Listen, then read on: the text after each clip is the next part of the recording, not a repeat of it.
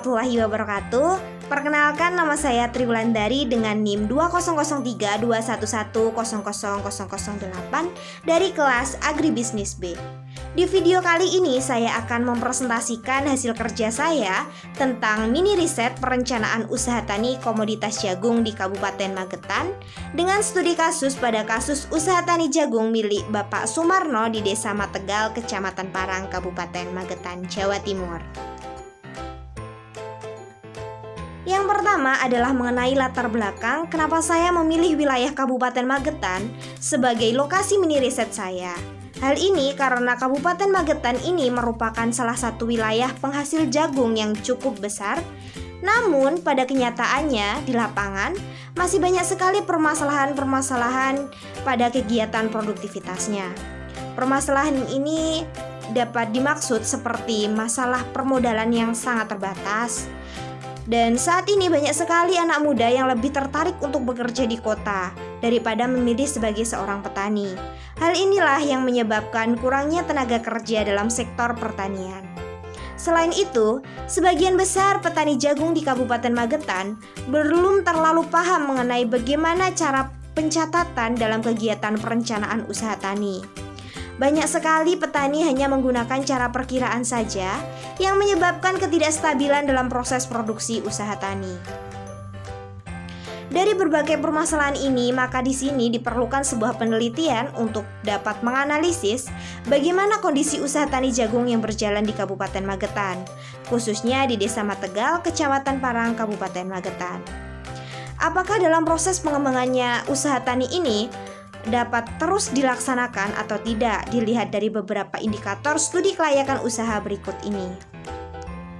Di sini saya mengambil beberapa rumusan masalah yang dapat saya gunakan dalam proses penelitian ini berlangsung.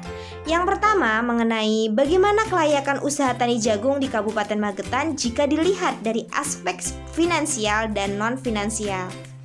Yang kedua yaitu mengenai bagaimana sumber pembiayaan yang digunakan dalam kegiatan usaha tani ini. Kendala apa saja yang dihadapi oleh petani jagung dan bagaimana strategi yang digunakan dalam mengatasi kendala-kendala yang muncul. Yang ketiga mengenai apa saja sih program asuransi yang diterapkan oleh petani jagung dalam menjalankan usaha taninya di Kabupaten Magetan. Dan rumusan masalah yang terakhir adalah mengenai bagaimana bentuk kemitraan yang dinilai cocok untuk diterapkan pada kegiatan usaha tani jagung di Kabupaten Magetan.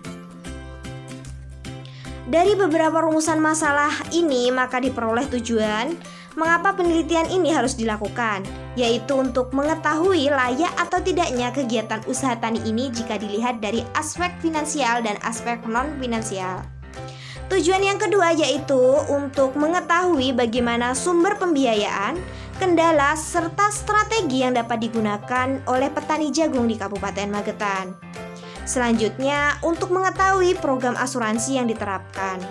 Dan yang terakhir yaitu untuk mengetahui bentuk kemitraan apa saja yang cocok jika diterapkan pada usaha tani jagung di Kabupaten Magetan. Pada presentasi ini saya akan membahas beberapa pokok bahasan utama, yaitu yang pertama mengenai perencanaan usaha tani, yang kedua mengenai sumber pembiayaan, kendala pembiayaan, serta strategi dalam mengatasi kendala dalam pembiayaan tersebut. Yang ketiga yaitu mengenai program asuransi yang berjalan seperti apa. Dan yang terakhir yaitu mengenai identifikasi bentuk kemitraan yang diterapkan usaha tani jagung di Kabupaten Magetan. Baik, masuk ke pokok bahasan yang pertama. Saya akan membahas mengenai perencanaan usaha tani. Di sini, perencanaan usaha tani ini merupakan cara untuk dapat menilai kelayakan usaha yang telah dijalankan. Dibagi menjadi dua indikator, yaitu aspek non-finansial dan aspek finansial. Pada aspek non-finansial, komoditas yang direncanakan yaitu komoditas jagung, karena komoditas ini dinilai sudah cocok dengan kondisi iklim dan cuaca yang ada di Kabupaten Magetan, yang sebelumnya telah dikenal sebagai penyetor jagung yang cukup besar. Hal ini dapat menjadi peluang dalam menjalankan usaha tani jagung. Di sini, seorang narasumber yang saya wawancarai bernama Bapak Sumarno yang merupakan penduduk asli dari Kabupaten Magetan. Bapak Sumarno ini menggunakan lahan seluas kurang lebih 250 meter persegi dalam kegiatan usaha taninya. Lahan ini merupakan lahan yang telah berstatus kepemilikan sendiri, yang sebelumnya telah diwariskan oleh kedua orang tuanya dari Bapak Sumarno, yang kemudian dijadikan sebagai lahan pertanian pada komoditas jagung. Komoditas jagung ini biasanya memiliki masa tanam sekitar 4 bulan. Hal ini harus didukung dengan penyediaan semua kebutuhan yang diperlukan pada tanaman jagung, mulai dari bagaimana kebutuhan airnya, unsur haranya, dan bagaimana proses perawatan dan pemeliharaan yang digunakan dalam kegiatan usaha tani jagung. Biasanya Bapak Sumarno melakukan kegiatan perawatan dan pemeliharaan jagung ini dimulai dari kegiatan pengairan. Pengairan ini bertujuan untuk memenuhi kebutuhan air yang diperlukan oleh komoditas jagung. Sumber pengairan yang digunakan oleh Bapak Sumarno ini bersumber dari air tada hujan dan air sumur, dengan waktu jika lahan tidak dibasahi 3 hari berturut-turut. Selanjutnya yaitu kegiatan perawatan dan pemeliharaan. Yang kedua adalah penyulaman. Penyulaman ini bertujuan untuk mengecek apakah benih yang ditanam mengalami kegagalan tumbuh atau mengalami kecacatan. Selanjutnya yaitu penyiangan. Penyiangan ini dilakukan dengan cara membersihkan tanaman jagung dari gulma, hama maupun parasit yang kemungkinan dapat mengganggu pertumbuhan jagung. Biasanya kegiatan penyiangan ini dilakukan oleh Bapak Sumarno pada waktu tanaman jagung telah memasuki umur 4 minggu setelah tanam. Selanjutnya yaitu kegiatan pemupukan. Pemupukan ini sangat diperlukan dalam kegiatan usaha tani karena bertujuan untuk memenuhi unsur hara yang kurang pada tanaman. Pada kegiatan pemupukan ini, Bapak Sumarno menggunakan jenis pupuk urea, NPK, dan organik pada saat tanaman jagung telah memasuki usia 2 minggu dan 1 bulan. Dan kegiatan perawatan dan pemeliharaan yang terakhir yaitu kegiatan pengendalian hama dan penyakit yang ada pada tanaman jagung. Kegiatan ini merupakan kegiatan yang digunakan oleh Bapak Sumarno dalam rangka untuk mengantisipasi serangan dan mencegah jika kemungkinan terjadi pada proses produksi jagung. Biasanya Bapak Sumarno melakukan pengendalian hama dan penyakit ini menggunakan jenis pestisida, Kayabas, dan Prevaton dalam kegiatan usaha tani jagung. Indikator kedua mengenai kelayakan usaha tani yaitu dapat dilihat dari aspek finansial atau bisa disebut dengan aspek keuangan. Pada aspek finansial ini terbagi menjadi beberapa poin lagi. Yang pertama yaitu biaya-biaya yang dikeluarkan dalam kegiatan produksi jagung mulai dari awal penanaman jagung sampai dengan proses pemipilan jagung untuk siap dipasarkan. Biaya-biaya ini terbagi menjadi 3 macam, yaitu biaya input variabel yang merupakan kumpulan biaya-biaya yang dikeluarkan untuk membeli bahan-bahan baku yang diperlukan dalam kegiatan usaha tani jagung. Biaya ini merupakan faktor yang cukup penting dalam mempengaruhi kuantitas dan kualitas jagung yang nantinya akan dihasilkan. Di sini Bapak Sumarno mengeluarkan biaya variabel sebesar Rp1.828.000 untuk masa awal produksi jagung. Jenis biaya yang kedua adalah biaya input tetap, yang merupakan biaya yang dikeluarkan untuk membeli alat-alat yang digunakan untuk mendukung proses produksi usaha jagung. Dalam hal ini, Bapak Sumarno mengeluarkan biaya input tetap sebesar Rp449.832.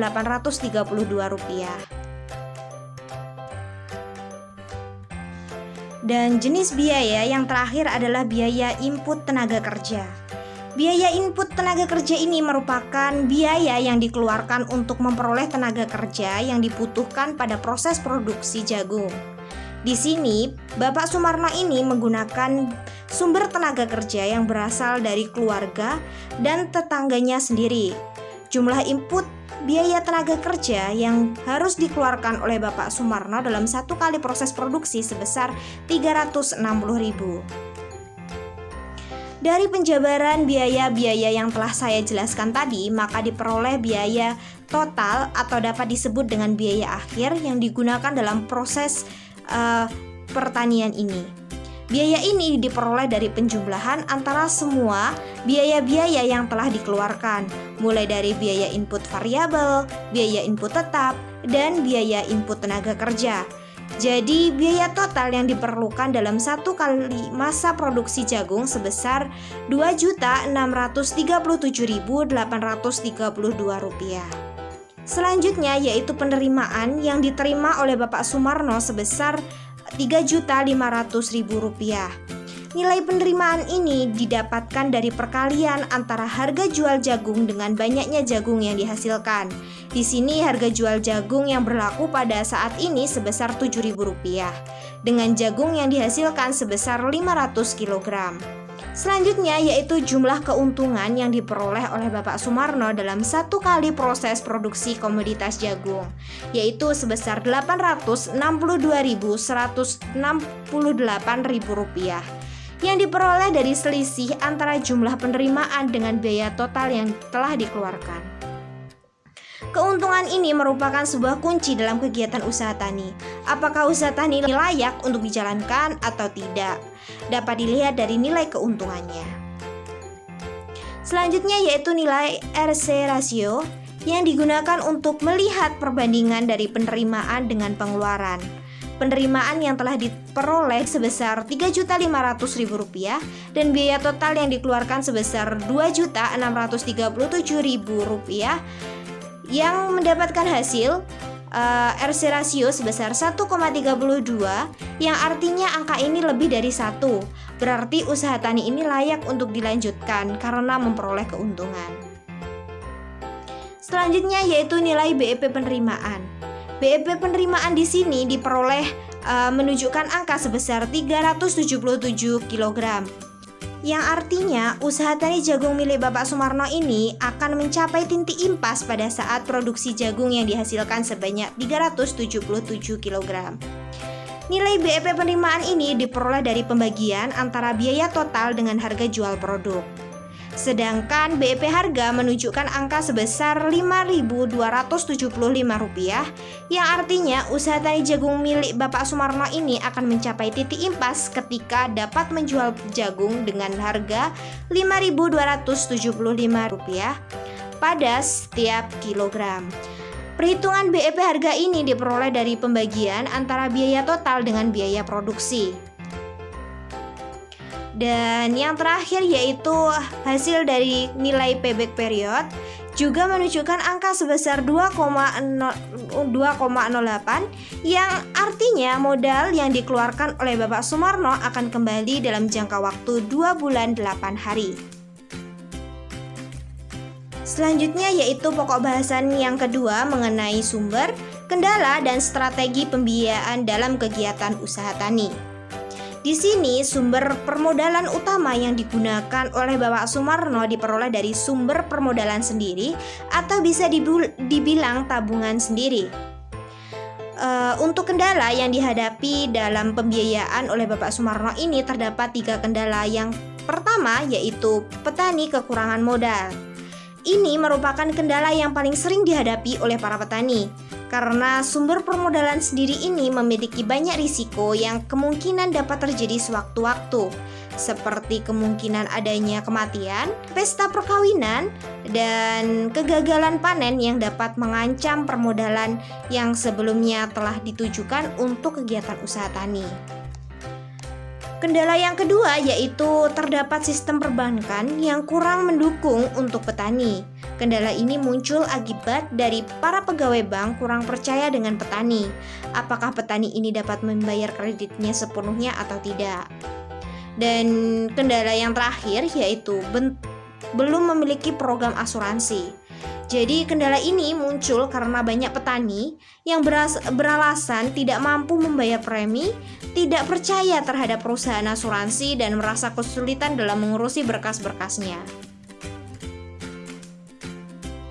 Dari permasalahan tersebut, maka diperlukan strategi yang digunakan dalam mengatasi berbagai kendala tadi, seperti dengan cara menumbuhkan kesadaran petani untuk dapat berpola pikir ke depan. Jadi, kesadaran yang dimaksud ini, para petani menjadi sadar akan pentingnya hidup hemat, menabung, dan mau untuk memanfaatkan fasilitas kredit yang telah disediakan oleh pemerintah. Strategi yang kedua yaitu mendorong lembaga keuangan untuk membantu pembiayaan dalam sektor pertanian. Jadi, sebaiknya lembaga keuangan seperti bank ataupun non-bank tidak mempersulit petani dalam hal peminjaman modal. Dan strategi yang ketiga yaitu dengan cara mendorong para tengkulak untuk membangun kemitraan yang adil terhadap petani. Jadi sebaiknya tengkulak tidak memanfaatkan modal uang yang dipinjamkan kepada petani dengan cara memberikan harga beli produk yang rendah dan kecurangan terhadap timbangan. Dan strategi yang terakhir adalah dengan cara para petani mau untuk mendaftarkan diri dalam program asuransi yang telah disediakan oleh pemerintah. Pokok bahasan yang ketiga yaitu mengenai program asuransi yang diterapkan oleh kegiatan usaha tani jagung memiliki beberapa kelebihan dan kekurangan. Dilihat dari kelebihannya dibagi menjadi 3, yaitu yang pertama dapat membantu petani ketika mengalami kemungkinan risiko gagal panen.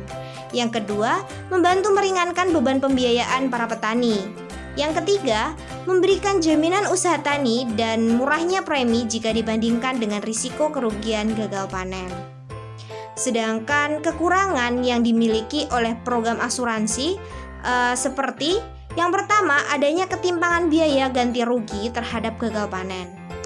Dan yang kedua, masih minim sekali pengetahuan dan informasi yang dimiliki oleh petani mengenai program asuransi. Dan berdasarkan hasil dari kegiatan wawancara saya kepada Bapak Sumarno ini, mayoritas para petani jagung di Kabupaten Magetan belum mendaftarkan diri dalam program asuransi, dikarenakan program asuransi ini belum dikenal oleh para petani. Selain itu, program asuransi usaha tani ini masih tergolong asuransi yang non-pemerintah, sehingga petani harus membayar premi secara keseluruhan. Tentunya ini akan memberatkan untuk para petani. Pokok bahasan yang terakhir adalah mengenai identifikasi bentuk kemitraan yang cocok untuk diterapkan di Kabupaten Magetan. Di sini saya memilih bentuk kemitraan yang cocok adalah pola kemitraan inti plasma dengan bekerja sama dengan PT Indofood. Karena pada pola inti plasma ini, perusahaan memiliki peran sebagai penyedia sumber permodalan, lahan, alat produksi, pembinaan, dan membimbing dalam kegiatan produksi, serta menyalurkan produk, output, pemasaran. Sedangkan kelompok mitra yaitu para petani jagung bertugas untuk memenuhi kebutuhan perusahaan inti yang sesuai dengan kesepakatan yang telah dibentuk sebelumnya. Hal ini sangat sesuai dengan kondisi usaha tani yang ada di Kabupaten Magetan. Saya memilih perusahaan untuk melakukan kemitraan dengan petani jagung di Kabupaten Magetan adalah PT Indofood. Karena perusahaan ini merupakan salah satu perusahaan yang telah menjalin kemitraan dengan petani di Magetan, namun pada komoditas kentang. Jika kemitraan ini dijalankan pada komoditas jagung, maka dapat menjadikan peluang dalam pemasaran produk jagung yang telah dihasilkan. Berikut ini merupakan dokumentasi saat saya melakukan kegiatan wawancara dengan narasumber, yaitu Bapak Sumarno, usia 54 tahun, pendidikan terakhir SD, pekerjaan sebagai petani, dan beralamat di Desa Mategal, Kecamatan Parang, Kabupaten Magetan, Jawa Timur. Sekian presentasi yang dapat saya sampaikan. Apabila ada kurang lebihnya, saya mohon maaf. Dan akhirnya, wassalamualaikum warahmatullahi wabarakatuh. Terima kasih.